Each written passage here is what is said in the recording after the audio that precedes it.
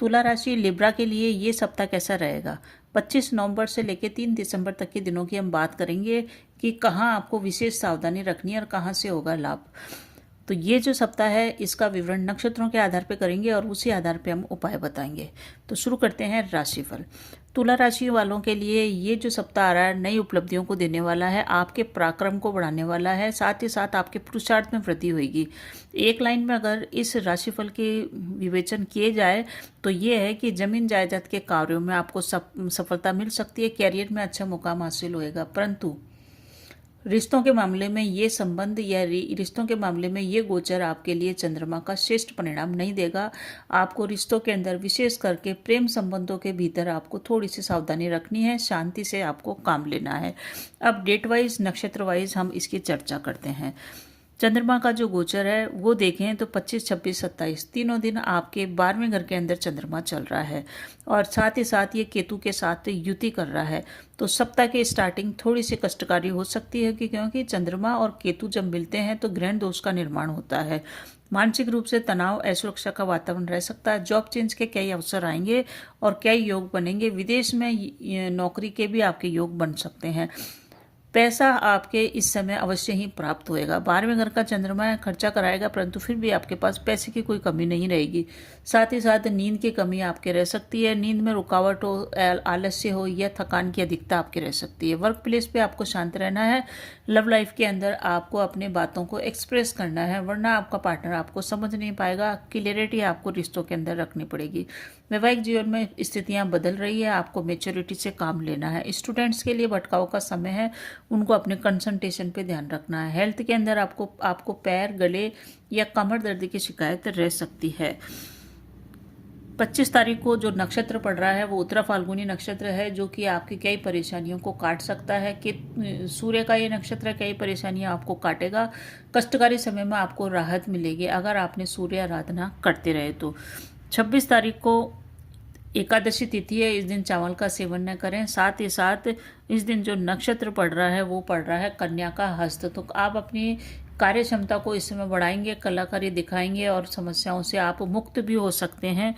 उपाय अगर आपने नक्षत्रों के हिसाब से किया तो पहला उपाय तो यही है, इस दिन चावल का सेवन न करना। दूसरा उपाय ये है कि इस दिन आप हस्त नक्षत्र जो कि चंद्रमा का है, इसलिए आप विष्णु सहस्त्र नाम का जाप करें, समस्त परेशानियां आपके दूर होगी। 27 तारीख को आयुष्मान योग बन रहा है। इस दिन कोई नया कार्य स्टार्ट करना चाहते हैं तो आप कर सकते हैं, या कोई मित्रता स्टार्ट करना चाहते हैं तो कर सकते हैं। ये आयुष्मान योग में जो भी चीज़ें स्टार्ट करती है वो लंबे समय तक चलती है। आयुष्मान योग में किए गए विवाद भी लंबे समय तक चलते हैं, इसलिए विवादों से आप दूरी बना के चलें।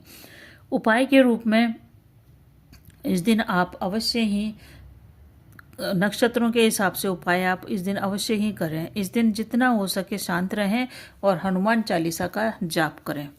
अब बात करते हैं चंद्रमा के गोचर की, जो कि 27 तारीख की शाम को ही चेंज हो जाएगा और आपके चंद्रमा आ जाएगा पहले घर में। जब भी लग्न में चंद्रमा आता है मानसिक रूप से हमको थोड़ी सी बेचैनी देता है, यानी कि छोटी सी बात भी हमारे दिल को लग सकती है और बड़ी बात भी दिल को नहीं लगे, ऐसी स्थिति हो सकती है। आपके चेहरे को लोग पढ़ सकेंगे, आपके चेहरे पे जो भाव आएंगे लोगों को पता लग जाएगा। यानी कि आप खुश होंगे तो चेहरे से झलकेगा, और अगर तनाव में होंगे तब भी चेहरे से झलकेगा। समय आपका अच्छा है, राजयोग भी बन रहा है, परंतु साथ ही साथ आपको तनाव को कम रखना है अपने जीवन के अंदर, क्योंकि कुछ ऐसी परिस्थितियां वर्क प्लेस पे बन रही है कि आपको कुछ न कुछ उठापटक देखने को मिलेगी, तो वहां आपको शांत रहना है। महत्वपूर्ण कार्य आपके डिले होंगे, इसके कारण भी आपको मानसिक तनाव रह सकता है, परंतु 28, 29, 30 तारीख को धन की प्राप्ति आपके पास अवश्य हो जाएगी। तो ये जो समय है ना, ये धन प्राप्ति के हिसाब से बढ़िया है। भूमि भवन का कोई सौदा होगा वो लाभदायक स्थिति में होगा और वहां से आपको धन प्राप्त हो सकता है। सप्ताह के आरंभ के अंदर यानी कि 25, 26, 27 तारीख को यात्रा के योग बन रहे हैं। अभी ये बताना भूल गई, इस समय आपको यात्रा टालनी चाहिए, क्योंकि इस समय की गई यात्रा आपको परेशानी में डालेगी। ये जो 28, 29, 30 तारीख का समय चल रहा है, इसमें आपको लव लाइफ के अंदर भी शांत रहना है। वैवाहिक जीवन में भी थोड़े बहुत विवाद संभव है। स्टूडेंट्स को भी शांत रहना है, कमर दर्द से रिलेटेड शिकायत रह सकती है। लव लाइफ के अंदर थोड़ी सी आपको प्रॉब्लम आ सकती है। ये जो लव लाइफ के अंदर आपकी प्रॉब्लम चल रही है या अभी जो आपका लव लाइफ में चेंज आया है, 3 जुलाई के बाद आपने पार्टनर बदला, या 3 जुलाई के बाद आपके प्रेमी जीवन के अंदर परिवर्तन आया है। उसके पहले जो टॉक्सिक रिलेशन था आपका वो ख़त्म हो गया 3 जुलाई के आसपास। वो जो पुरानी बातें हैं वो कई बार वापस भी आ जाती है। तो 3 जुलाई के बाद आपका जो नया पार्टनर है या जो भी आपका रिलेशनशिप है उसमें पुरानी बातों को आप ला रहे हैं, इसके कारण भी परेशानी हो रही है। तो इन सब चीज़ों को छोड़ें, वर्तमान को जिए। 28 तारीख को प्रदोष व्रत है। इस दिन भगवान शिव की आराधना करते चलें। साथ ही साथ चित्रा नक्षत्र है जो कि हनुमान जी का है, इसलिए भगवान शिव को अवश्य ही शहद का भोग लगाएं, आपको इससे मानसिक शांति मिलेगी। 29 तारीख को तुला राशि में आपके राशि के अंदर ही चंद्रमा चलेंगे जो कि स्वाति नक्षत्र लेंगे। स्वाति नक्षत्र राहु का है, बड़ी तीव्र गति से आपको परिणाम इससे प्राप्त हो सकते हैं। इस दिन आप स्वाति नक्षत्र की ऊर्जा को से कनेक्ट होने के लिए और अपने जीवन में अवांछित कष्टों से मुक्ति प्राप्त करने के लिए दुर्गा सप्तशती के पहले जो 7 मंत्र है उनका जाप करें। आपके संग सब कुछ बढ़िया होएगा, क्योंकि लग्न का चंद्रमा है, आपको इसमें कुछ न कुछ अच्छा भी प्राप्त हो सकता है। 30 तारीख को ये जो चंद्रमा है शनिवार का दिन है। इस दिन आप एक उपाय अवश्य करें, क्योंकि 1 तारीख को अमावस्या तिथि पड़ेगी। तो 29 तारीख को ही आप शनिवार को पीपल के वृक्ष में दूध और जल चढ़ाएं और सरसों के तेल का दीपक लगाएं। इससे आपके पितृदोष जो होगा वो समाप्त होएगा। साथ ही साथ आपके लव लाइफ में, आपके वैवाहिक जीवन में और आपके पारिवारिक जीवन के तनाव से मुक्ति के प्रयास जो आप कर रहे हैं वो भी आपके सफल होंगे। तो ये याद करके उपाय आप 29 तारीख को ही कर लीजिएगा, शनिवार को ही कर लीजिएगा। शनिवार को माफ़ कीजिएगा, शनिवार को 30 तारीख है, इस दिन ही आप कर लीजिएगा। 1 तारीख को अमावस्या तिथि है और ये जो चंद्रमा चले जाएंगे आपके 1 तारीख को दूसरे घर में। दूसरा घर होता है हमारे कुटुंब का, वाणी का, हमारे धन का, हमारे खान पान की आदतों का और हमारे भोजन का, इन सब चीज़ों का ये है। यहाँ पे सूर्य और बुध एक संग पहले से बैठे हुए हैं, चंद्रमा भी वहाँ पे आ गए। चंद्रमा पे 2-3 ग्रहों का प्रभाव विपरीत पड़ रहा है। एक तो वो सूर्य के साथ आ गए, बुध के साथ आ गए, बुध के साथ चंद्रमा की पटती नहीं है।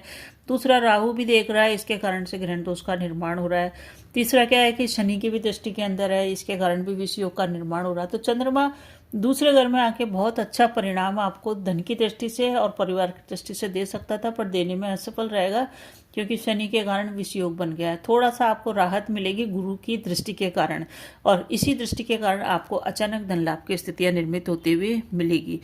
इस समय प्रेम संबंधों में विवाद संभव है। ये भी हो सकता है आप सामाजिक मान मर्यादा का ध्यान न रखें और आपको कुछ न कुछ हानि हो जाए। आपको प्रेमी से दूर भी जाना पड़ सकता है, प्रेम संबंधों में दूरियां भी आ सकती है, वो किसी भी कारण से हो, ये हो सकता है।